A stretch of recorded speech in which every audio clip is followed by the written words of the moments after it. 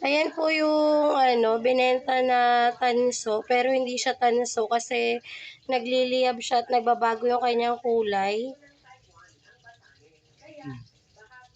Ayan siya. Ano na, anak? Ayan, oh.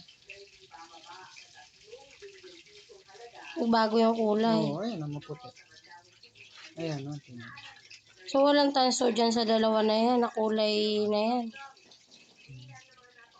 Kaya kung halimbawang bibili ka, yan, sa dami na yan, 1/4 yan. Ayan o, sa dami daw na yan, kung tanso yan, dapat 1/4 yan. Kaso, ano lang siya, nasa 2 guhit lang siya. Tapos, kinumpute ko kasi 500 per kilo. Ang binayad ko sa kanya, ayan, 63 kasi nasa 1/8 siya. Dahil ito yung 1/4, ayan, 125. Kung kalahati ng 1/4, ayan, ay 63 yung binayad ko sa kanya. Kasi wala akong 50 cents. Tapos, alloy lang pala siya. So, ayun. Nalugi siya ako. Kung alloy ito, magkano ang kilo? 60. O di ang kalahati na 60, 30.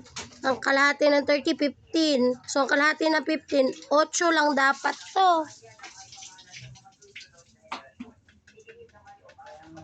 So, ayun. Dapat 8 pesos lang pala ang bili ko, hindi 63. Kasi akala ko tanso siya. So, ayun. Na fake news. 3 sirang electric Isang fan. pirasong electric fan. Sa isang pirasong electric fan po, ayan po siya. 3 guhit po. Nabawasan pa yan. Ayan, ilan. Ito po, yung binenta kanina ng mga bata. So, ayan po. Wala pa po siya sa 2 guhit. Isang electric fan. Ayan po yung pinagkaiba. Akin na. Yung mo itsura kasi. Ito po yung pinagkaiba. Pag kumukuha ka, yung nakakuha sa araw. Kaya malaki ang diferensya nung nakatalikod ka sa araw, yun nakakuha. Itutok ko dito. Ayan na, mo, ayan o. Oh.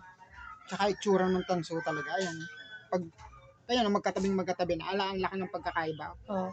Ayan po, ito po yung tunay na tanso. Mabigat po siya. Ito po yung alloy lang.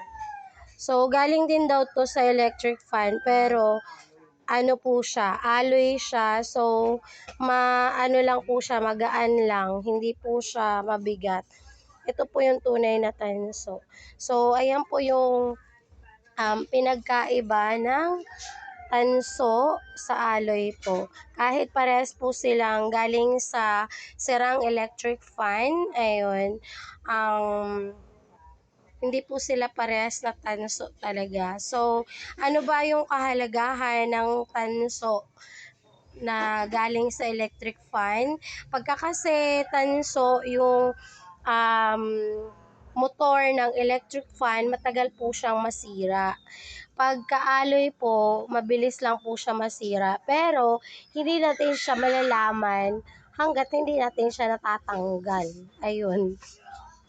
Kaya, yun po yung dahilan kung bakit ngayon yung mga electric fan, mabilis po silang masira dahil alloy na po sila.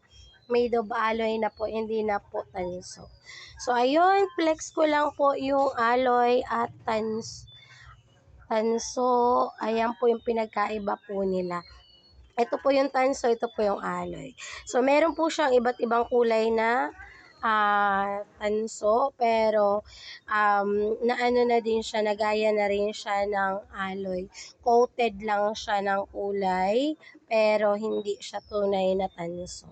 So, ayun. Thank you for watching. Bye!